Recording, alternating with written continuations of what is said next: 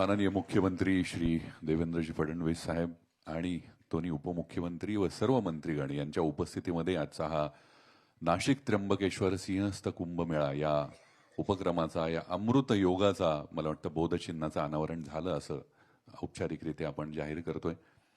मी आमच्या सर्व प्रतिनिधींना विनंती करतो की प्रत्येकाच्या हातामध्ये आपण या लोगोची प्रतिकृती देऊया आणि त्याचं फिजिकल अनावरण सुद्धा आपण आता या ठिकाणी करतोय।